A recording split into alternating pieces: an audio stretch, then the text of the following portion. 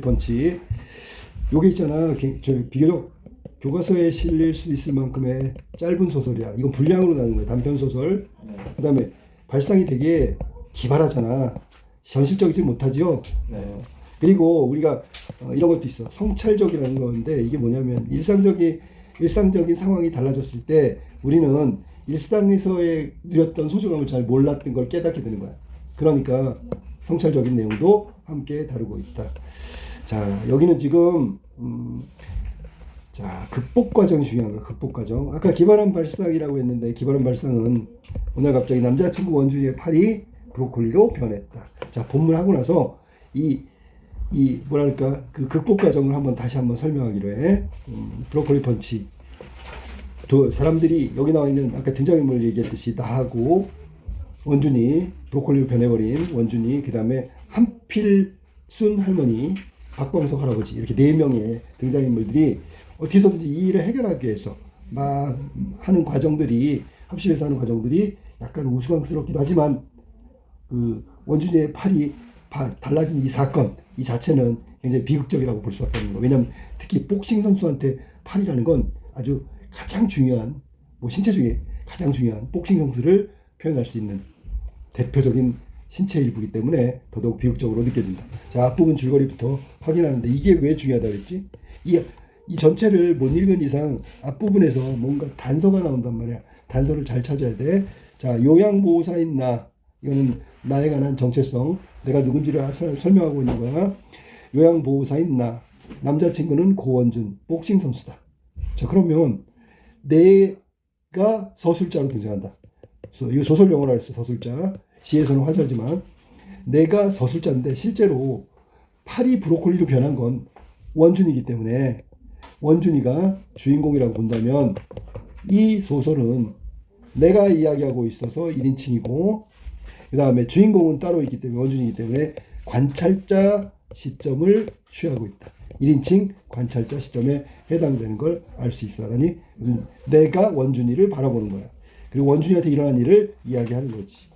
어느 날 손이 브로콜리로 변하는 병에 걸린다. 자, 소설의 제일 중요한 사건이란 말이야.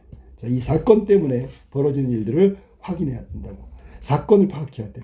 원준이의 오른손이 브로콜리로 변했다. 이게 사건이야. 병에 걸렸다. 의사는 마음 편하게 푹 쉬면 손이 낫는다며 엽록소를 억제하는 약을 처방한다. 엽록소. 엽록소는 우리가 과학 시간에 배웠는데, 생물 시간에 이게 광합성과 관련된 거지, 그지? 근데 그걸 억제한대. 약을 처방한다. 푹 쉬면서 엽록소를 억제한대. 나는 나가 돌보고 있는 안필순 할머니와, 자, 안필순 할머니 등장인물 나왔어. 그녀의 애인 박광석 할아버지와 함께 할머니가 키우던 앵무새 말자의 장례식을 치른다. 앵무새가 죽었단 말이야.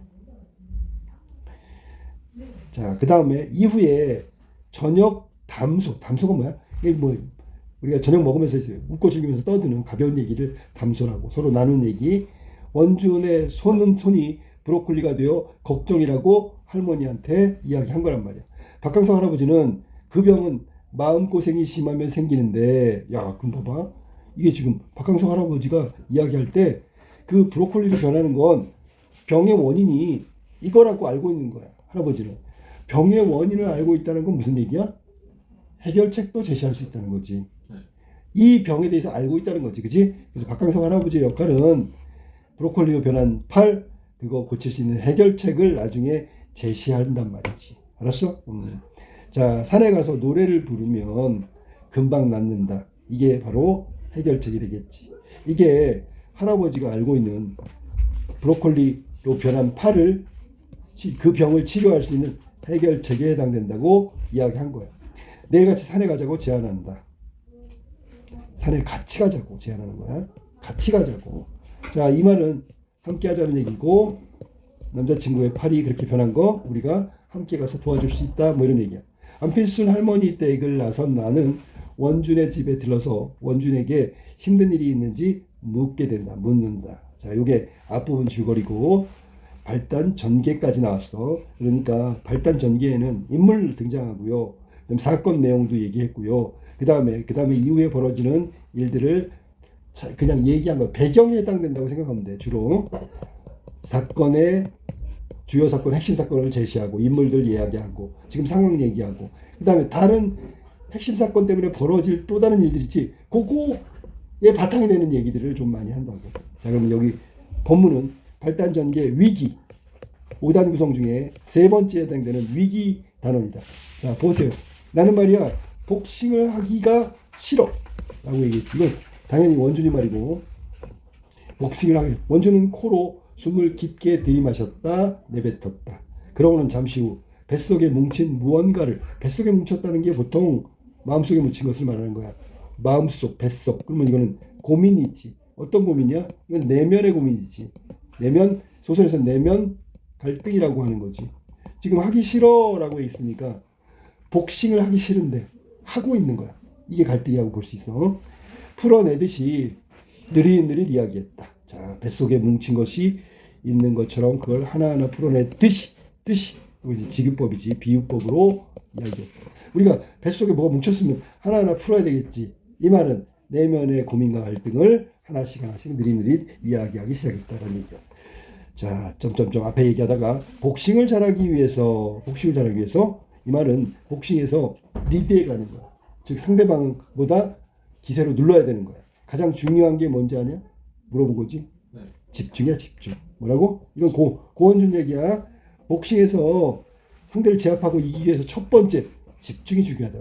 뭐에 집중하냐면 지금 내 눈앞에 있는 이 새끼를 곤죽으로 만들겠다는 집중. 우리 곤죽 알지? 곤죽. 네. 여기서는 곤죽이란 말이 아주 힘이 다 빠질 정도로 축 늘어지게 만들어야 된다는 뜻이야. 알겠지? 그래서 첫 번째 복싱을 잘하기 위한 조건 집중. 두 번째 왼손으로 안 되면 오른손으로 안 되면 머리를 들이받아서라도 이게 바로 수단이란 말이야. 어떻게 한다고? 이기려는 수단이지, 그지? 자, 그러면 여기서는 이기기 위해서 최선을 다하면 왼손, 오른손 할 거 없이 머리까지 동원해야 된다. 이게 최선을 다하는 자세야. 그리고 복싱을 잘한다는 건 상대방을 이기기 위해서는 집중해야 된다고. 어떻게 집중한다고? 이 앞에 있는 상대방 선수가 곤죽이 되도록 만들겠다고 집중하는 거. 이거 한 가지만 생각해야 된다. 그런 얘기를 하고 있는 거야. 오른손 안 되면 왼손 안 되면 오른손. 그것도 안 되면 머리 들이받아. 최선을 다하는 거고. 뻗어버린다는 게 아니라 곤죽이 되게 만든다는 얘기야. 집중. 그게 가능하려면 되게 디테일하게 생각해야 돼. 아주 자세하고 자잘하게 작은 것까지 생각해야 돼. 이미지 트레이닝이라고 한다. 이게 두 번째 복싱을 잘하게 한 방식이 두 번째가 바로 이미지 트레이닝이다. 우리 머릿속으로 경기 상황을 떠올리면서 어떻게 할 건지, 상대방이 뭐 하면 내가 뭐 할 건지, 상대방이 이렇게 되면 뭐 할 건지, 이거 다 예상하는 거라고 하니. 그래서 상대방이 피를 흘리는 모습도 떠올리고 조금씩 힘이 빠져나오는 모습도 생각하고, 이미지 트레이닝, 내 펀치에 쓰러진 모습 같은 걸 상상하는 거, 이게 바로 두 번째 복싱을 잘하기 위한 두 번째 요소 이미지 트레이닝이야. 그러니까 이걸 해야지 상대방을 제압하고 복싱에서 잘할 수 있는 요소가 되는 거지. 그 다음에 뭐라 하냐면, 그런데 너 살면서 그런 상상을 해본 일 있냐? 진짜로 미워하는 사람이 너에게도 있었겠지만 그 사람을 때려서 무너뜨리는 모습을 이렇게까지 자세히 그려내본 적이 있냐 말이다. 그러니까 이게 얼마나 복싱하는 게 어려운지를 얘기하는 거야. 자, 우리가 있잖아. 복싱의 어려움인데, 우리가 아무리 원수 같은 놈이 있더라도 이렇게 자세하게 정말 집중해서 이미지 트레이닝 하듯이 이렇게 자세하게 그 원수를 때려 눕히려는 생각을 해본 적 있니? 없지. 근데 복싱 선수는 경기 때마다 복싱을 잘하기 위해서 계속 이거 집요하게 이것들을 이기기 위해서 집중하고 이미지 트레이닝을 해야 한단 말이야. 이게 얼마나 어려운 일인 줄 알아? 얼마나 어려움을 떠나서 고통스러운 일인 줄 알아? 자, 라고 뱃속에 뭉쳐있던 걸 풀어내듯이 내면에 있는 거, 마음속에 어떤 고민 이런 걸 지금 풀어내고 있는 거야. 나한테. 하니 나는 심지어 그 사람이 미워도 하지 않잖아. 즉 그 사람은 복싱 상대자죠. 그죠? 미워하지도 않는데 그런 것까지 세세히 따져가지고 때려야 돼. 이게 내적 갈등이 있죠. 생각해봐. 원수 같은 놈이면 때릴 수 있겠지. 근데 원수도 아니야. 상대방을 때려 눕히는 게 즐겁지도 않아. 근데 때려 눕혀야 돼, 이기려면. 그러니까 이게 얼마나 마음속에서 고민과 고통, 불편함이겠어. 그게 내면 갈등이라고. 내적 갈등을 지금 나에게 이야기하고 있는 거고, 자, 복싱을, 아니, 오히려 좋아해. 이거 봐봐. 묘하지도 않고 오히려 좋아해. 근데 때려야 된단 말이야. 복싱에 목숨 걸고 나랑 비슷한 삶을 살아왔을 이 사람하고 친구가 되고 싶어. 오히려 있잖아. 나와 비슷한 처지, 혹은 내가 힘들게 겪어온 과정을 비슷하게 겪어온 상대 선수겠지, 그지? 상대 선수하고 뭐가 되고 싶다고? 친구가 되고 싶다고. 이 말은 비슷한 삶을 살아왔기 때문에 그런 거야. 이럴 때 우리는 동병상련이라는 한자성어를 쓰는 거야. 비슷한 처지에 있는 사람끼리 서로 위로한다, 불쌍히 여긴다, 이해한다, 뭐 이런 얘기야. 자, 그러면 비슷한 삶을 살아온 사람과 친구가 되고 싶은데 때려 눕혀야 된다. 이게 내적 갈등이고, 내적 갈등의 바탕에 깔린 생각은 이거야. 비슷한 삶을 살아왔는 이 사람을 집중해서 이미지 트레이닝에서 때려 눕혀야 된다는 거. 이게 원인이라고. 상세 선수와 친구가 되고 싶은데 걔를 때려 눕혀야 된다는 거. 나랑 비슷한 처지를 살아왔는데 친구처럼 느껴지는데 때려야 한다는 거. 이게 바로 갈등의 근본적 원인이라고 하는 거야. 갈등의 원인, 근본적 원인, 바탕, 이렇게 하면 돼. 알았어? 여기서부터 출발하는 거야. 자, 그런데 그런 사람을 곤죽으로 만드는 상상을 하는 게, 실제로 곤죽으로 만들기 위해서 주먹을 내뻗는 게 어느 순간부터 되게 힘들지. 왜? 앞에는 나랑 비슷한 인데 마치 나를 때리는 것 같고, 이 앞에는 나랑 비슷하기 때문에 친구라는 느낌이 있는데 좋아하기까지 하는데 때려야 한단 말이야. 선수니까 이겨야 되니까. 이게 얼마나 힘들겠어. 이건 스포츠다. 이게 지금, 자, 이건 스포츠다. 이 갈등 고민을 해결하려고 스스로 자기한테 내리는 거지. 이건 스포츠니까 너무 죄책감 갖지 마. 뭐 이런 거야. 이건 직업이다. 직업은 하고 싶어서 하고 싶지 않아도 하는 거고 꼭 해야 되는 거기 때문에 이렇게 생각하면서 고민과 갈등을 떨쳐내려고 하는데, 이건 직업적으로 직업의식을 가지고 계속 고통스러운 이 주먹질에서 벗어나려고, 극복하려고 하는 생각이야. 계속. 스포츠건 직업이건 맞으면 아프고 아픈 건 싫거든. 자, 진짜 싫고 기분 나쁘거든. 이게 지금 봐봐.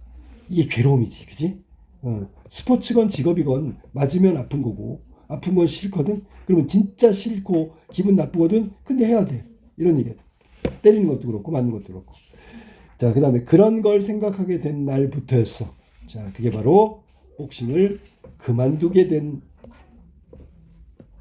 시작이라. 뭐라고?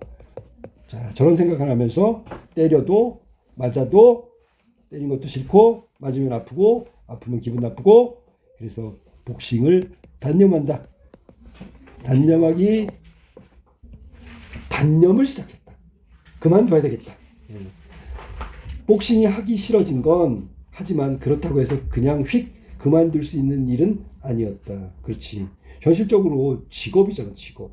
복싱 선수가 직업이지. 자, 때리고 맞고 비슷한 삶을 살았던 친구 같은 애를 때려야 한다는 거 고통스럽단 말이지. 당장이라도 다 집어치우고 싶지만 그냥 휙 그만둘 수는 없다. 이유가 뭐라고? 직업이었기 때문에. 직업이니까 이건 경제적 활동을 하고 생활하는 이로서의 직업이기 때문에 조건 싫건 간에 직업을 그렇게 단순하게 쉽게 그만둘 수는 없는 거니까. 자, 그러고 싶지도 않았고 라고 얘기해서, 그러고 싶지도 않았고 나는 오랫동안 고민하고 또 고민했어. 그러다가 그럴듯한 해결책을 찾았어. 상대방을 미워해 보기로 한 거야. 그럼 미우면 솔직히 밉네. 그래서 때릴 마음이 생길 거 아니야. 그래서 미운 상대를 때리는 건 그나마 좀 쉬울 것 같았거든. 자, 요게 이제 상대방을 미워하면 위에서 말한 거 있잖아. 친구 같은 애를 때리는 느낌이 없어질 거고. 자, 내가 미운 애를 때림으로써 어떻게 보면 만족감, 혹은 기분 좋을 수도 있고, 또 하나 사람을 때리기 싫은데 때려야 되는 거, 직업적으로 때릴 수밖에 없다고 아까 직업의식을 자꾸 떠올렸는데, 어쨌든 사람을 때리는 건 폭력이라고 생각하고 죄책감을 가졌을 거 아니야. 이 죄책감에서 벗어날 수 있다고 생각한 거야. 뭐가? 미운 상대를 때린다면 좀 괜찮아질 것 같다라는 얘기지. 일종의 죄책감으로부터 벗어나는 거, 자기 위안이라고 해야 되겠지, 그지? 자, 그런데 좋아하지 않는 걸 좋아하려고 애쓰는 게 힘들듯이 미워하지 않는 걸 미워하는 것도 쉬운 일이 아니야. 보통 일이 아니더라. 이게 마음대로 안 되는 거야. 사람이 있잖아. 미워하면 이유가 있어야 될 거 아니야. 근데 여기서는 기분, 마음만 상대를 미워하는 거란 말이야. 근데 이게 미움의 이유가 없단 말이지. 그래서 어렵다라는 얘기야. 보통 일이 아니다라는 얘기는 어렵다. 즉 미운 생각이 들면 때림으로써 갖게 되는 죄책감에서 벗어날 수는 있는데 문제는 미워하는 마음이 잘 안 생겨. 이게 힘들다는 거지. 자, 그래서 나는 미움을 억지로 만들어냈대. 어떻게 하면 미움을 할 수 있을까? 자, 세상 나쁜 것들을 거기다 다 갖다 붙이면서 미워하면 되는 거야. 미워해야 돼. 반복하는 거야. 그 스스로 자기 체면처럼. 자, 그다음에 저 사람은 생각보다 좋은 사람이 아닐 거야. 저 사람도 날 때리고 싶어서 안달이 나 있을 거야. 맞기 전에 먼저 때려 눕혀야 해. 다시는 내게 기어오르지 못하도록 완전히 밟아 버려야 해. 자, 여기까지. 이게 지금 정당성을 말하는 거지, 그지? 완전히 밟아버려야 해. 자, 여기까지. 요게 이제 정당성에 관련된 거야. 어떤 정당성이라고? 자, 미운 마음을 가지려고 저 사람이 이러이러한 거고 이렇게 부정적인 것이라고 생각하고 때리지 않으면 내가 맞는 거야, 이런 거야. 그래서 여기는 분노하고 증오하고 이런 것들을 올리기 위해서 이런 생각을 한 거야. 알았니? 자기 스스로 상대방이 그렇다는 게 아니라 자기가 그렇게 해서 자기 암시 최면을 하는 거지. 그래야 죄책감으로부터 벗어나고 상대방을 때릴 수 있으니까. 경기가 없는 날에도 나는 온종일 그런 것만 생각했어. 그럼 위에서 말한 것을 생각했다. 내게 주먹을 휘두르고 쉽게 만드는 것들, 위에서 말한 미움, 증오, 분노, 상대방에 대한 그 두려움, 막 이런 것들이지. 이런 것들을 계속해서 생각한 거야. 그래야지 이 생각이 정립돼야지 때릴 때의 죄책감이 좀 줄어들고 때릴 수 있는 복싱 선수로서의 그런 그 경기를 할 수 있다는 거지. 그 감정을 좀 더 효율적으로 응축시켜갖고 오른쪽 글러브 안에 모으는 방법. 오른쪽 글러브는 뭐야? 아까도 얘기했지만 이게 그거잖아. 펀치력이 여기서 나오는 거잖아. 펀치. 그래갖고 상대방을 제압하기 위해서 모으는 이유가 바로 상대방을 제압하는 거야. 그런데 그러다가 어느 날 이렇게 됐어. 원준이 허공에 브로콜리를 휙 내뻗었다. 이 말은 여기서 브로콜리가 원준의 손이야. 원준의 손이지. 이게 이렇게 바뀌었다는 거야. 어둠 속에서 오돌토돌한 브로콜리 모양이 반짝 드러났다. 아까 중요한 사건이라고 했던 원준의 손이 브로콜리로 변해버린 거고 그걸 쭉 내뻗었단 말이야. 그러니까 오돌토돌한 그 모양이 반짝 드러났겠지. 이렇게 되고 나서부터 원준 아무리 하려고 해도 화가 나질 않아. 자, 그러면 이게 지금 아무리 하려고 해도 화가 나지 않는다. 화가 나야 뭔가를 할 텐데 아무것도 작동하지 않는 거지. 그러니까 더더욱 고민은 깊어져 갈 거야. 원준의 브로콜리가 몇 번 더 허공을 때렸다. 때리다가 결국 툭 떨어졌다. 그런 거 관두는 게 좋다고 생각하겠지? 그렇게 괴로운 일을 무엇하러 해야 하는지 넌 모르겠지? 그렇지만 나는 이걸 너무 오래 해왔어. 할 줄 아는 게 이것뿐이야. 남 미워하는 거, 미워서 곤죽이 되게 때려주는 거. 자, 그러면 여기 지금 그런 거 관두는 게 좋다고 생각하겠지만 나는 이거밖에 할 게 없다라고 이야기한 거야. 여기서는 스스로에 대해서 자신의 지금 현재 처지를 이런 걸 뭐라고 하냐면 자조적이다. 허탈한 거지. 스스로 하지 말아야 된다고 생각하는데 할 수밖에 없는 거. 자신의 지금 하고 있는 거에 대한 자조적 인식을 드러내는 부분이 바로 여기부터 여기까지를 말하는 거야. 이걸 원준이가 자의식에 대한 이야기를 하고 있는 거야. 원준은 거기까지 말한 뒤 입을 다물었다. 그러자 방 안은 다시 어둠과 침묵과 슬픈 풀냄새만 가득했다. 자, 여기 지금 어둠, 침묵, 슬픈 풀냄새. 일단 감각이 동원됐어. 무슨 감각이 동원됐지? 시각하고 그 다음에 청각하고 마지막에 후각까지 이렇게 감각적으로 표현한 부분이야. 방 안 분위기를 감각적으로 표현한 부분은 바로 이 부분이라고. 어둠과 침묵과 슬픈 풀냄새. 이것만 가득했다라고 얘기한 거야. 나는 입을 열었지만 아무 말도 나오지 않았다. 자, 입은 열었지만 아무 말. 이게 바로 위로의 말이란 말이야. 원준의 그 자조적인 인식에 대해서 위로할 수 있는 말 아무것도 생각나지가 않았어. 길고 힘든 이야기를 들었으니 길고 힘든 이야기가 바로 원준이 지금 내적으로 겪고 있는 고민과 고통과 갈등, 이 일을 해야 되는 자조적인 인식, 이런 것들에 대한 이야기, 이 길고 힘든 이야기를 들었으니 무슨 말이든 해야 할 텐데 할 말이 없는 거지. 위로를 하든지 핀잔을 하든 내리든지 뭐라고 대답을 해야만 하는데, 물 밖으로 끌려 나온 붕어처럼, 이것도 역시 비유적 표현이고, 여기서는 뻐끔뻐끔 뭔가 해야 된다는, 대답을 해야 된다는 인식이 있는데 실제로 입으로는 아무것도 나오지 않고 있다는 걸 물 밖으로 끌려 나온 붕어처럼이라고 비유적으로 표현한 거야. 입만 뻐끔거리다가 나는 겨우 한 단어를 말했다. 내일. 원준이 나를 힐끗 바라보았다. 아무런 기대도 없는 눈빛인 것을 어둠 속에서도 알 수 있었다. 그러니까 지금 이 상황을 돌이키거나 바꿀 수 있는 방법이 없다고 생각한 게 원준이고, 이 내일이라는 건 아까 박광석 할아버지가 얘기했던 해결책을 할 수 있는 방법을 이야기하려고 하는 거야. 자, 박광석 할아버지가 내일 산에 가재. 박광석 할아버지가 내일 산에 가재. 그리고 이 내일이라는 건 앞에서 말한 내일이야. 그 다음에 산에 가자. 산에 가면 해결될 수 있을 거야. 지금 너 고민은, 그걸 박광석 할아버지가 해결책을 제시했어. 뭐 이런 얘기야. 가서 이것저것 아무튼 하면 잘 낫는데, 자, 이게 바로 박광석 할아버지가 해놓은 해결책. 이걸 갖다가 행동으로 바꿔야 한다는 뜻으로 얘기한 거지. 내일 같이 가보자. 지금은 푹 자고 내일 다 같이 가보는 거야. 뭐 이런 식으로 이야기했단 말이야. 자, 그러면 요 다음번에 벌어질 일들은 박광석 할아버지가 말한 대로 산에 가서 뭔가 어떤 행동을 할 거야.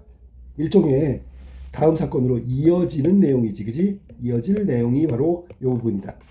자, 그 다음에 원준은 대답하지 않았다. 나는 어둠 속에서 원준의 브로콜리를 더듬어 잡았다. 두텁고 미지근한 줄기. 이것도 아까 얘기했던 감각이죠. 미지근하다는 건 촉각이 되겠죠. 그래서 지금 감각적으로 심통한 상황도 얘기했고, 그 다음에 원준이의 브로콜리로 변해버린 팔의 느낌도 감각적으로 얘기한 거지. 촉각적인 표현이니까. 자, 줄기 밑에서 두근두근 물이 지나가는 것이 느껴졌다. 식물에는 물관이 있죠. 물관 알지? 채관하고 물관이 있는데 물이 지나가는 물관을 얘기하는 거야. 그런 느낌이었다. 왜냐하면 브로콜리가 식물이기 때문에. 이 물은 브로콜리를 한 바퀴 돌아 나와 원준의 어디로 갈까? 미움이나 분노를 만들어내는 곳으로, 아까 얘기했던 미움이나 분노의 감정을 나타내는 그런 곳. 이게 바로 원천적인 어떤 감정을 만들어내는 것이야. 그래서 감정의 원천이 되는 곳을 미움이나 분노를 만들어내는 그런 곳으로 흘러가서 고일까? 그러면 그 미움과 분노 같은 감정이 생길까? 뭐 이런 얘기야. 거기에 맑게 섞여 들면 조금은 묽어질 수 있을까? 그러면 결국 감정을 희석시키고 물이 좀 묽어진다는 얘기가 분노가 좀 가라앉고 아니면 미움이 좀 가라앉고 그렇게 해야 될까? 나는 오래오래 브로콜리를 쓰다듬고 매만졌다. 자, 그럼 원준을 위해서 원준의 마음고생이 좀 더 해소될 수 있게 해주려고 내가 한 행동은 위로의 행동이 바로 쓰다듬고 매만졌다라는 얘기야. 원준을 위해서 내가 할 수 있는 행동, 위로의 행동은 바로 쓰다듬고 매만진 거야. 내 손끝에도 푸른 물이 드는 것만 같아 내내 계속해서 뱃속이 쩌릿쩌릿했다라고 얘기했어. 자, 그러면 내 손끝에서도 푸른 물이 든다. 이건 뭘 감각으로 얘기하면 뭐랄까? 촉각이겠지, 그지? 그 다음에 찌릿찌릿해서 이거 느낌이야. 촉각으로 얘기하는 거야. 감각적으로 표현한 게 되게 많아. 푸른 물은 원래는 시각이지만 이거는 들어가는 것은 촉각이죠. 그 다음에 찌릿찌릿했다, 쩌릿쩌릿했다, 이것도 역시 촉각이죠. 그래서 여기서 강조하고 싶은 건 뭐냐면 여기부터야.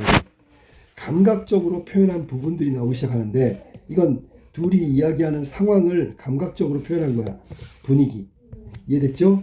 자, 그 다음에 요 밑에 가면 미지근한 물줄기. 내가 원준의 팔, 브로콜리를 만졌을 때의 느낌도 감각적으로 얘기했어. 그 다음에 위로할 때 계속 쓰다듬고 매만진 행동을 통해서 푸른 물이 들거나 쩌릿쩌릿한 뭐 이런 것들이 다 감각적으로 표현하고 있는 부분이야.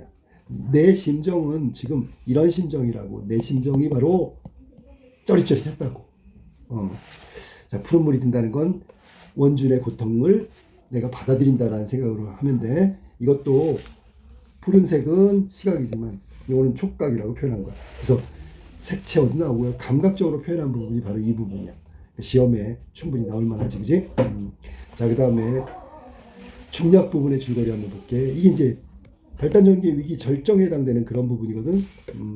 자, 절정 부분. 다음날 정오쯤 등산로 입구에서 만난 나, 원준, 안필순 할머니, 박광석 할아버지는 산을 오르던 도중에 울타리를 넘고 풀숲을 헤쳐 낭떠러지가 있는 곳. 자, 울타리를 넘고 낭떠러지가 있는 곳. 여기에 최종 목표가 되는 그 지점이지, 그지? 최종 목표 지점. 자, 아까 박강성 할아버지가 뭐라 했냐면 마음 때문에 생긴 병이라고 그랬거든. 그럼 이 낭떠러지가 있는 곳은 절벽이잖아. 절벽에 왜 갔을까? 여기서 이제 자신이 갖고 있는 고민과 뭐 내적인 갈등 이런 걸 다 해소해 버리는 거야.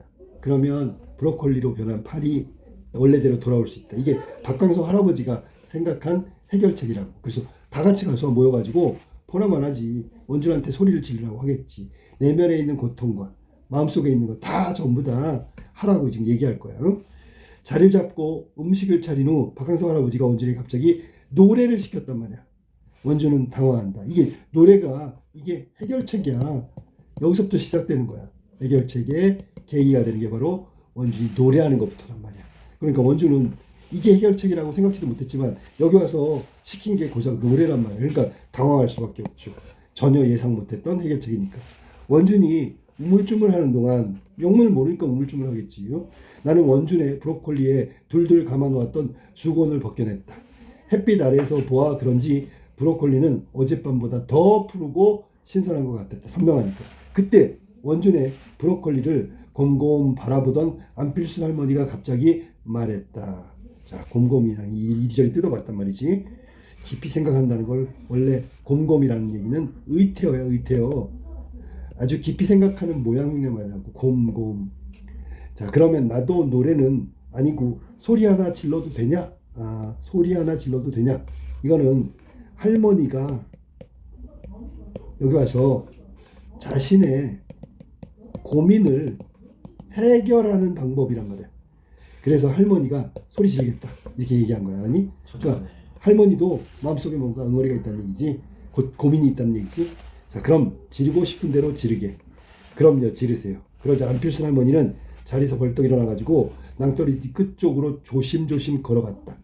가장자리로부터 두어 걸음 떨어진 지점, 그러니까 아주 낭떠러지 거의 근처까지 가서 머리가 핑 도는 듯 쪼그려 앉더니 임나팔, 자, 멀리 소리가 나가고 임나팔 그런 걸 해가지고 어깨가 들썩이도록 숨을 크게 들이쉬고, 자, 이제 외치기 직전이야. 내뱉으며 외쳤다. 말자야라고 했어. 말자야. 이 말자는 아까 장례식을 치렀던 앵무새의 이름이야. 그러니까 앵무새한테 해주고 싶은 말이 있었나 보지. 그다지 깊은 숲이 아니라서 그런가 메아리가 들릴 줄 알았는데 소리는 그것으로 끝이었다. 그러나 안필순 할머니는 쪼그려 앉은 채 계속 외쳤다. 그럼 이제 안필순 할머니는 장례식을 치러줬지만 아직도 앵무새를 마음속에서 떠나보내지 못한 여리고 착한 내면을 갖고 있는 할머니라고 봐야 되겠지, 그지? 마음씨가 따뜻하다. 자, 앵무새에 대한 애정이 깊었다는 걸 알 수 있어. 쪼그려 앉은 채 계속 외쳤다.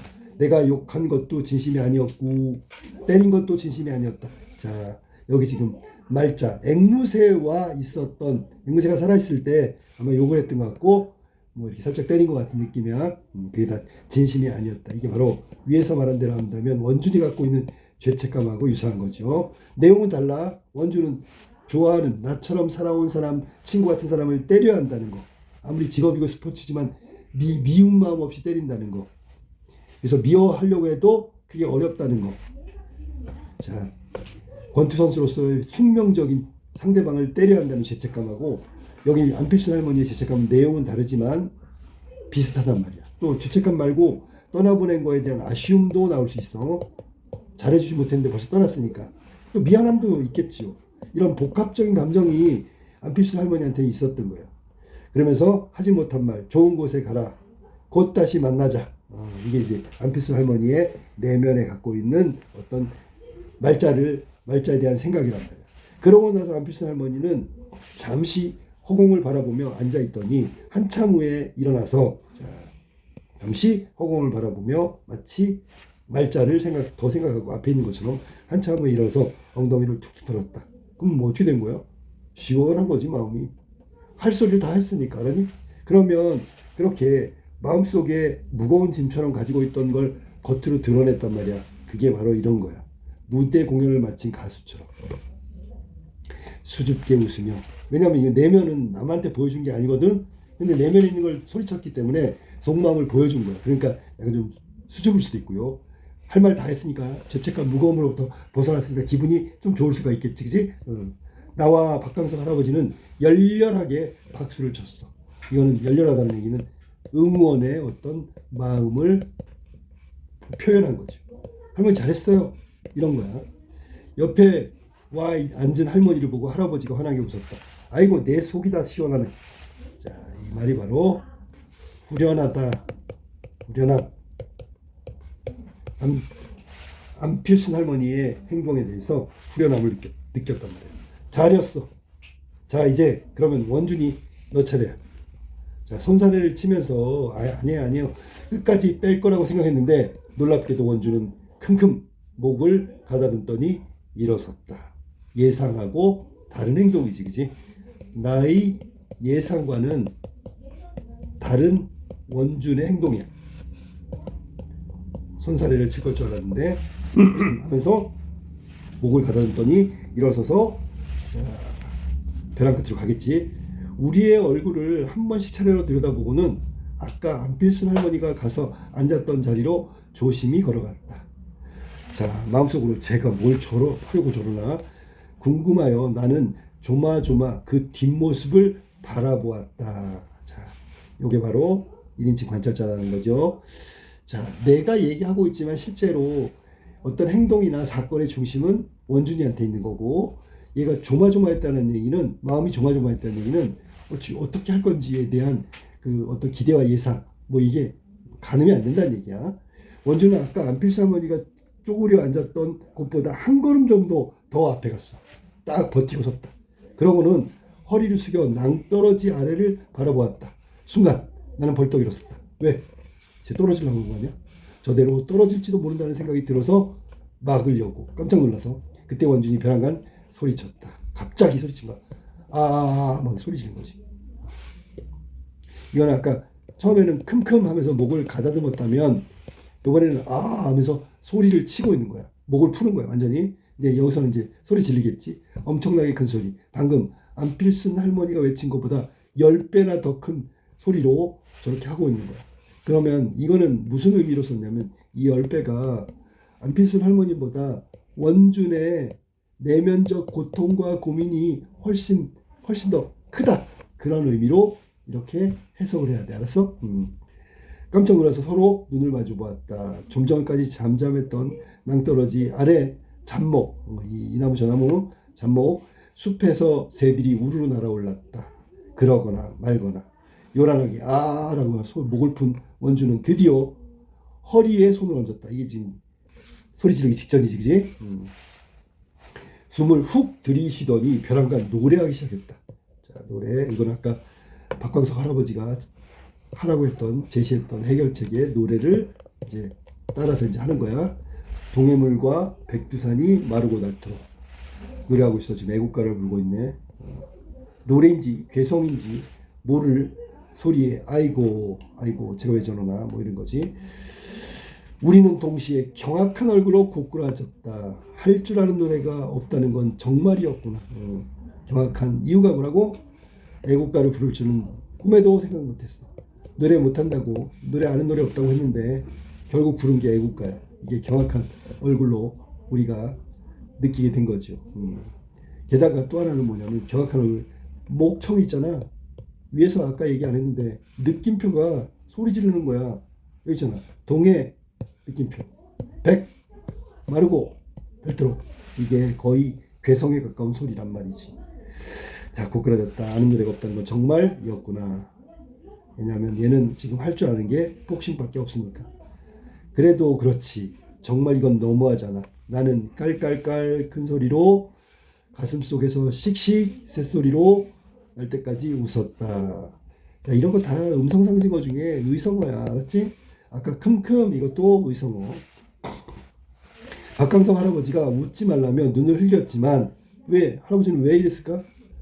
자, 원준이잖아. 큰 맘 먹고 하는데 그렇지. 자, 그 할아버지가 내놓은 해결책 있잖아. 그대로 이행해야 되는데 우리가 막 웃고 막 그러면 이게 분위기 깨져가지고 안 할까봐. 혹은 원준이 하려고 하는 그 분위기를 만들어주는 거야. 일종의 원준이 하려는 것에 대한 배려라고 볼 수 있는 거지. 할아버지도 이미 눈꼬리에 눈물이 맺혀 있었고 안필순 할머니는 수채 엎드려 숨 넘어가는 소리를 내며 부들부들 떨고 있었다. 사실 웃긴 건 맞는 거야. 할아버지의 생각은 계속 원준이가 계속하라고 배려하는 거고요. 그러나 등 뒤에서 폭소하는 관객들에게는 아랑곳 없이 별 신경 안 쓴단 말이야. 애국가를 계속해서 우렁차게 불렀죠. 애국가를. 자, 아랑곳 없다는 얘기는 거의 신경 안 쓴 거야. 하느님이 보호하사 우리나라 만세. 아이고 잘한다. 안필순 할머니가 박수를 쳤다. 나도 신이 나서 추임새를 넣었다. 이 세 사람이 전부 다 원준이 지금 하고 있는 거에 대해서 맞장구 쳐주거나 맞장구 아니면 배려하거나 용기를 주고 힘을 주고 있는 거야. 세 사람 모두가. 원준아 더 질러봐. 그러자 원준이 돌아보며 씩 웃었다. 사진으로 찍어서 남기고 싶을 만큼 상큼한 그러나 왠지 코끝이 찡해지는 미소였다라고 나왔잖아. 자, 사진으로 남기고 싶을 만큼. 근데 왜 코끝이 찡했을까? 지금 앞에서 하고 있는 원준이 하고 있는 걸 보니까 그동안 얼마나 마음고생이 심했을까. 그러니까 마음고생이 너무 심하니까 저렇게 절실하게 하고 있는 거고, 또 하나는 뭐냐면 원준이 돌아보며 씩 웃었단 말이야. 자, 이 씩 웃었잖아, 그지? 잘했단 말이죠. 이런 부분도 있어. 그래서 사진으로 찍어 남기고 싶을 만큼 적극적으로 원준이가 했죠. 미소까지 보여주는 것도 그렇고, 그 다음에 코끝이 찡한 건 반대로 얘기하면 저렇게 열심히 그 해결책을 따라하는 거는 그만큼 엄청난 고통과 고민이 있었구나를 느끼게 해준 거야. 그래서 애잔한 마음이 떠올라서 코끝이 찡해지는 미소였다라고 느낀 거야. 원준의 미소가 바로 코끝이 찡해지는 미소였다. 그러니까 이 미소는 사실 원준이가 한 건데 그 미소에 대해서 내가 생각했을 때 느낌이 코끝이 찡했다는 얘기야. 자, 난 너무 무서워. 가려운 백가죽을 부여잡고선 아이고 저 짠한 것 생각하는데 이윽고 노래를 마친 원준이 목을 캑캑거리며 돌아왔다. 이런 것도 의성어라고 봐야지. 나는 일어서서 돌아오는 원준을 안아주었다. 잘했어. 아이고 잘했어. 엉덩이를 툭툭 쳐주며 머리도 쓰다듬고 볼도 꼬집어 주었다.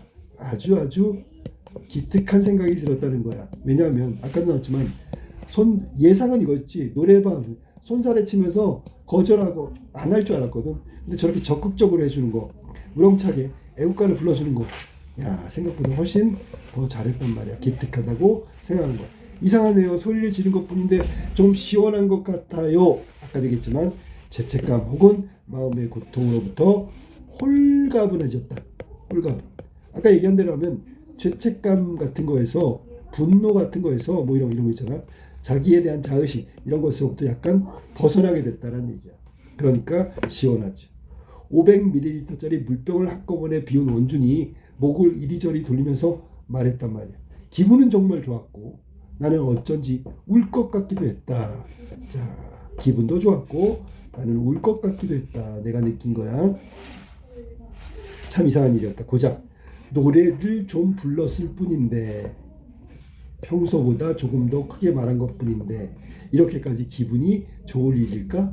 그러니까 결국은 이게 지금 여기서부터야 시작이 뭐냐면 민준이 갖고 있던 고민, 마음속의 내적 갈등 이런 게 노래를 부름으로써 이 고민이 해결되는 계기가 시작된 거지. 여기서부터 시작된 거야. 그러니까 완전히 해결된 게 아니기 때문에 앞으로 점점 더 이런 과정, 행동을 통해서 마음속의 고민과 고통을 해결할 수 있을 거다. 뭐 그런 얘기를 한 거야. 시작이었는데도 이렇게 뭔가 아무것도 하지 않은 것 같은데도 홀가분해졌다. 겨우내 땀에 전 솜니불을 얄보드레한 봄니불로 바꾸어 덮은 것처럼, 역시 비유적 표현, 가벼워졌다는 얘기야. 온몸이 다 산뜻해졌다. 산뜻하고 가벼워졌다. 자, 솜니불을 마치 봄니불로 바꾼 것 같은 느낌이라는 얘기를 비유적으로 표현한 거야. 비결이 뭘까? 여기가 산이어서일까? 메아리도 없이 소리를 꿀꺽 삼켜버린 이 산의 청신한 공기 때문일까? 자, 이제 생각한 거야. 이렇게 가벼워진 이유가 산이라는 공간 때문일까? 아니면 산의 공기 덕분일까? 그러고 보니 원준이 저렇게 소리를 지르는 것을 들은 건 이번이 처음이었다. 그러니까 결국 여기에서의 소리는 속마음이죠. 원준의 속마음이고, 여기서는 부정적인 속마음이야. 부정적 속마음을 드러낸 것을 본 거, 들은 거 처음이라는 얘기를 하고 있는 거야. 이것은 내가 얘기하는 거야. 내가 그렇게 저렇게 크게 소리도 지를 줄 아는 애였어? 보기보단 늠름하지. 기특하고 늠름하지. 산 공기를 흠흠 이런 거 다 들이시는 모양이 되겠지, 그지? 아니면 소리도 될 수 있다, 이거. 그런 생각을 하는데 콧구멍 앞으로 무언가 쑥 들이밀어졌다. 이쑤시개가 꽂힌 키위 조각이었다. 자, 그래서 여기는 지금 내가 봤을 때 원주는 보기보다 늠름하다고 평가하고 있는 거지. 누가 평가한 거야? 내가 누구를? 원준을. 이런 걸 뭐라 하냐면 등장인물이, 서술자가 등장인물을 직접적 평가하고 있다라고 얘기하는 거야. 늠름하다라고 얘기했어. 자, 그러면서 키위가 앞에 딱 얘기했어. 뭐라 그러냐면 금강산도 식후경이란다. 아무리 경치 좋은 금강산도 배가 불러야 경치가 아름답다. 밥 먹고 난 다음에 봐야 된다. 뭐 이런 얘기야. 배가 고프면 아무것도 못한다 이런 얘기지. 그러면서 키위를 내놨어. 목소리에 아직 웃음기가 남은 안필수 할머니가 이쑤시개를 쥐어줬어. 지금 우리는 관악산, 그것도 한참 중턱. 금강산에는 대지도 못할 풍경이었지만, 이건 이제 비교한다, 견주다 그런 얘기야. 나는 고분고분 먹었다. 새콤한 걸 먹으니 입에 침이 확 돌며 음식이 자꾸 땡겼다. 원준도 그랬는지 멀쩡한 왼손으로 김밥을 2개씩 집어 입에 우겨놓고 있었다. 그러고 보니 나도, 원준도 어제부터 아무것도 못 먹었다. 김밥은 금세 없어졌지만 아까부터 빵빵해서 수상타 싶었던 안필순 할머니의 배낭에서는 유부초밥에 양갱에 뻥튀기, 얼린 보리차까지 먹고 마실 것이 끝도 없이 나와 우리 무릎 앞에 펼쳐졌고, 우리는 마음껏 씹고 삼켰다. 밥은 미지근하고 과일은 군데군데 갈변되어 있었지만 눈물나게 맛있었다. 여기까지. 지금 위에서 말한 대로 새콤한 것을 먹으니까 입에서 침이 확 고이면서,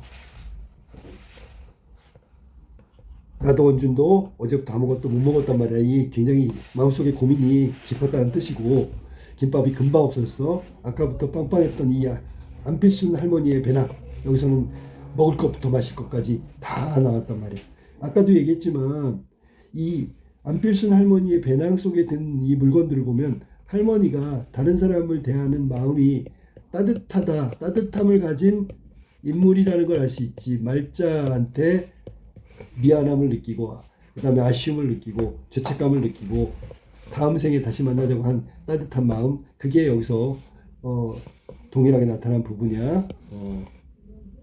자, 눈물나게 마음껏 먹었단 말이야. 자, 그러면 여기서 마음껏이란 단어가 주는 건 뭐냐면, 마음속에 가졌던 원준의 고민과 갈등이 이제 해소되기 시작했다는 뜻도 있어. 그러니까 그 다음에 먹을 것도 마음껏 씹고 삼켰다는 뜻이야. 그때였다. 갑자기 유부초밥을 씹던 원준이 윽 하면서 인상을 확 찌푸렸다. 돌이라도 씹었는가 하여 바라보니 원준은 브로콜리를 쳐들고 빤히 들여다보고 있었다. 터진다. 뭐가 터져? 뭐가 터져? 갑자기 깜짝 놀라지요. 독자들도. 이게 긴장감이야, 긴장감. 뭔데? 이렇게 생각할 수 있단 말이야.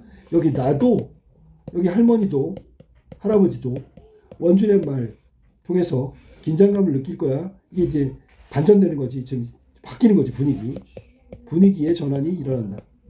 이 분위기의 전환은 여기에 독자도 포함되는 거야. 독자도 분위기 전환을 느끼게 될 거야. 그러면 분위기 전환하면 갑자기 상황이 달라지네. 그러면 여기서 집중하게 되는 거지. 등장인물들은 원준에게 집중하지만 우리는 이 내용 자체에 집중해. 터져 뭐가? 이쑤시개를 그대로 든 채 원준의 브로콜리에 시선을 모았다. 반갑습니다. 그 전환된 내용이 뭐냐면 바로 이거야. 시선을 모았다. 전부 다. 시선. 깜짝 놀랐겠지? 계속 윽윽 하는 소리를 내던 원준이 이번에는 연두빛 팔목 중간쯤을 꾹 부여잡았다. 갑자기 예상 못한 행동을 하는 거야.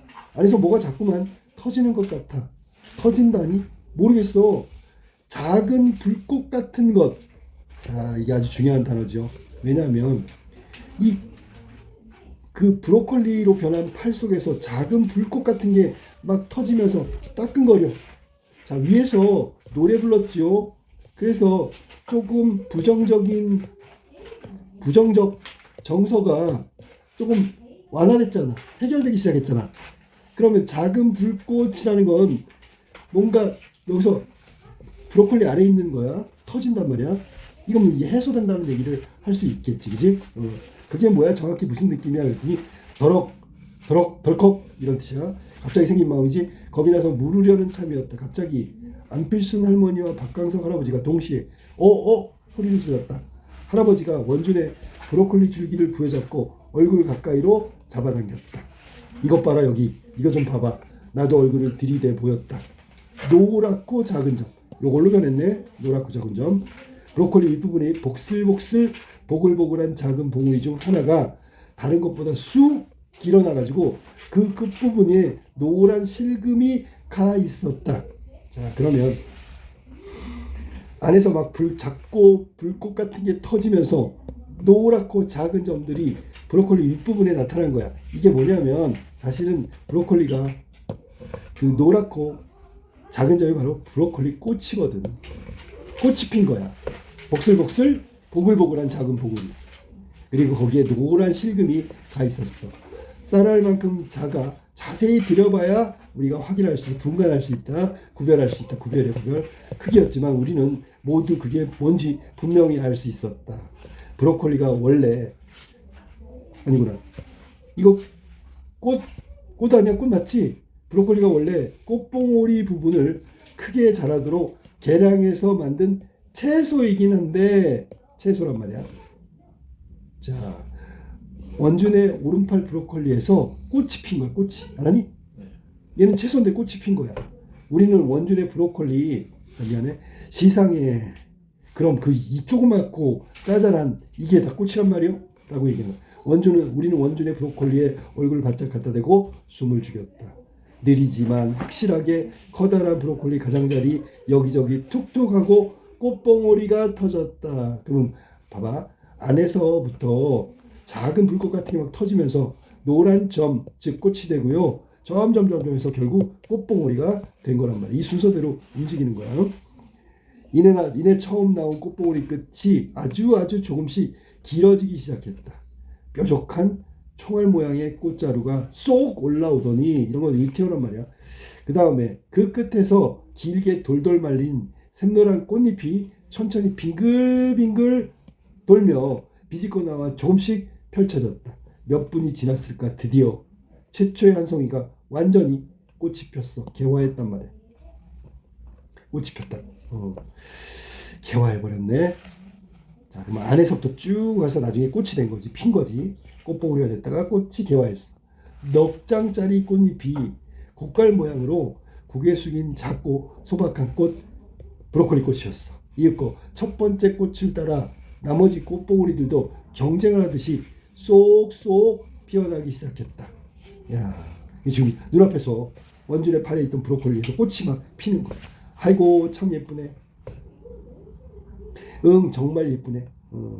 자, 여기 우리가 보면은 자 여기서부터 확인해 볼까? 어디부터 확인하냐면 보다 요거야. 자, 어디서부터냐면 이내 처음에 나온 꽃봉오리 끝이 아주 조금씩 길어지기 시작하더니 계속해서 쑥쑥 올라왔어. 그래서 빙글빙글 돌면서 조금씩 나오더니 최초의 한 송이가 완전히 개화해서 꽃이 폈어. 이게 지금 과정인데 과정을 묘사하고 있는 거야. 그림 그리듯 자세하게 과정을 묘사하고 있다. 그러니까 여기서는 지금 시각적이니까 감각적이라고 해도 되겠지, 그지? 우리가 눈으로 본 걸 우리가 눈으로 보고 있는 것처럼 얘기했으니까 감각적으로 표현한 거야. 아이고 참 예쁘네, 정말 예쁘네, 장관이네, 대단히. 이 장관이란 말은 굉장한 광경이라는 뜻이야. 우리는 저마다 한마디씩 왠지 조용히 말해야 할 것 같아가지고 이 신비스러운 장면 혹은 뭐 예를 들면 생명이 이렇게 막 개화하는 꽃이 피는 게 경이롭잖아. 경이롭다, 놀랍단 말이지. 평소에 흔히 보는 게 아니야. 경이롭고 경건한 어떤 장면인 것 같아가지고 목소리를 낮춰서 말한 거야. 나는 원준의 어깨축지를 마구 쓰다듬었다. 왜냐하면 가슴이 벅차올랐다는 얘기는 감동했다는 거고, 그래서 원준의 어깨축지를 마구 쓰다듬었단 말이야. 기분 되게 이상하네. 원준이 브로콜리 내다보며 말했다. 눈가와 입가가 한결 풀어진 것이 좋아 보이는 얼굴이다. 풀어진 것 해소라는 얘기야. 알았어? 자, 인물의 내면 갈등이, 내적 갈등이 좀 풀린 거란 말이야. 아까 얘기했었지, 그치? 그러면 안에서 터진 작은 그 불꽃들이 내면의 부정적인 것들이었는데 그게 다 해소됐다는 시작. 그래가지고 마지막에 꽃을 피웠다. 이 말은 해소되고 있다는 걸 보여주는 거고, 그래서 그런 과정 속에서 마음이 풀어졌다고 했으니까 해소된 게 맞죠. 박학성 할아버지가 흡족하게 웃었다. 1시간이 지났을까? 원준의 브로콜리는 커다란 꽃뭉치가 됐어. 완전히 꽃이 돼버린 거야. 브로콜리가 꽃이 된 거야. 모든 봉우리가 저마다 한껏 피어나 가장자리의 꽃은 축 늘어지고 가운데 꽃은 꼿꼿하게 하늘로 뻗어 마치 화려한 샹들리에, 우리가 저기 그 조명기구지, 그지? 천장에 매달려 있는 화려한 샹들리에를 뒤집어 놓은 것 같은 모양이었다. 이 부분도 똑같아. 뭐냐면 그 브로콜리가 꽃이 됐잖아. 요 모양을 묘사하고 있는 거야. 묘사. 그림 그리듯 자세하게. 당연히 시각적이라고 얘기해야 되겠지. 굳이 감각을 얘기하면. 손끝으로 꽃송이를 하나 살짝 쥐어보니까 깜짝 놀랄 만큼 맵싸한 향, 매운 향기가 물큼 퍼져나왔다. 이것도 모양 흉내 말이야. 물큼. 평범한 꽃향기와는 다른 훨씬 강렬하고 정신을 청량해 주는 향기였어. 자, 브로콜리 향기는 훨씬 더 강렬하고 정신을 청량해 주는 향기. 또 나와. 우리가 번갈아 가며 조심조심 브로콜리 꽃뭉치를 쓰다듬었어. 아주 대견한 일을 해낸 누군가를 칭찬하는 것처럼 쓰다듬었단 말이야. 손길이 스칠 적마다 꽃들은 고개를 들어 끄덕끄덕 의태어 향기를 내뿜었다. 이게 두 번째. 첫 번째는 강렬하고 정신이 청량해진 맑아지는 향기라고 생각했는데 자꾸 쓰다듬어 주니까 여기서는 고개를 끄덕끄덕 하는 향기를 내뿜는 것 같아. 뭐 그렇게 얘기해도 돼. 꽃들은 고개를 끄덕인다. 손길을 스칠 때마다. 그렇죠. 근데 이제 끄덕끄덕이라고 얘기했으니까 의태어인데 혹시 강아지도 끄덕끄덕 할 수 있을까? 뭐 이렇게 머리짓을 할 수도 있잖아. 그러면 이거는 화류법이라고 하는 게 더 좋겠다. 알았지? 자, 그 다음에 꿈에서도 잊지 못할 진한 향기 같았어. 이게 다 브로콜리 꽃의 향기야. 내가 생각했을 때 나의 느낌, 인식은 향기에 대한 인식이 1번, 2번, 3번처럼 느껴진 거야. 인식이라고 얘기했다 지금. 실제가 아니야. 아마 요 매콤한, 또 나왔네. 매콤한 냄새 또 나왔어. 네 번째 인식이라고 봐야 되겠죠. 굳이 얘기한다면. 그다음에 이거 잘못했다. 뭘 잘못했냐면 이거 첫 번째 내가 향기에 대한 인식이야. 청량해주는 향기. 두 번째 진정한 진한 향기. 두 번째가 이거야. 얘는 아니다. 왜? 그냥 향기라고 했잖아. 향기. 알았지? 세 번째가 매콤한 향기. 그래서 1번, 2번, 3번 빨간색으로 된 게 내가 브로콜리가 꽃이 됐을 때 향기에 대한 느낌이었다라고 생각합니다. 나의 인식이 그렇다. 얘는 아니야, 괜찮아요. 자, 그래서 요거는 빼버려야 되겠죠. 1, 2, 3이 내가 향기에 대한 인식이다. 자, 그 다음에 바람을 타고 멀리까지 가 닿을 거야. 지금 아마 못해도 관악산 산책 노초일까지 충분히 향긋할 거야. 또 나왔네. 여기 4번까지 가야 되겠다. 향기가 향긋하다 그랬으니까 느낌이야. 자, 나는 생각하며 뿌듯했다. 그럼 결국 여기 향기가 퍼져가는 거지, 그지? 그 향기가 퍼져간다는 얘기는 결국 원준의 고민이 해결되고 있다라는 얘기를 하고 싶은 거야. 이게 절정, 여기까지가 절정이다, 절정. 그러니까 브로콜리 펀치의 절정은 내가 느낀 향기에 대한 인식 여기까지가 절정이에요. 절정 마무리. 자 이제 결말로 가볼까. 노래 부르는 결과가 갈등, 고민, 내적인 고민, 갈등 이런 것들이 해소되는 거지. 여기부터는 결말이지. 마지막 이제 마무리야. 해소됐어. 뭐가 원준의 고민이 결국 우리가 산을 내려온 것은 해가 슬슬 이런 것 유태우 성우가 너무 많이 나왔어. 저물어갈 무렵이었다. 온 길을 그대로 되돌아와 서울대학교 앞쯤에서 우리는 헤어지기로 했다. 잔뜩 지친 박광석 할아버지와 안필순 할머니를 택시에 태워 보낸 뒤 원준과 나는 서로의 집으로 가는 갈림길이 나올 때까지 함께 천천히 걸었다. 원준은 브로콜리 꽃을 수건으로 소중히 감싸 안고 있었다. 그 모양이 꼭 무슨 기쁜 일이 생겨 꽃다발을 한아름 받아 안고 가는 사람처럼 아주 기분이 좋아 보였다. 뭐 이런 얘기야. 그러니까 원준은 산에 오르기 전과 오르고 나서 했던 노래 이후에 어떤 그 내적인 고민과 갈등이 해소되고 이렇게 기쁜 일이 있는 사람처럼 내면이 긍정으로 바뀌었다. 그런 얘기야. 나는 발을 콩콩 구르며 집으로 돌아왔다. 큰 소리로 노래를 부르고 싶은 기분이었다. 나도 마찬가지였다라는 얘기야. 자, 그래서 결국은 집으로 돌아오는 과정에 기분은 노래를 부른다는 건 즐거운 거고 원준의 고민과 갈등이 해소되는 걸 느꼈기 때문에 그렇단 말이야. 그날은 땀을 잔뜩 흘린 터라 집에 도착하자마자 몸을 씻고 잠자리에 누웠다. 온몸이 노곤노곤 이건 의태워야 이런 것도. 바로 잠들 것 같다고 생각했는데 막상 누우니 그렇지 않았다. 소풍을 다녀온 아이처럼 즐거움과 흥분이 남아 있었고요.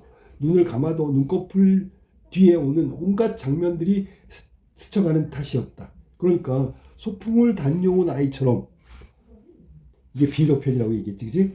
브로콜리 가서 원준의 브로콜리가 꽃이 되고 원준의 고민이 해결되는 거.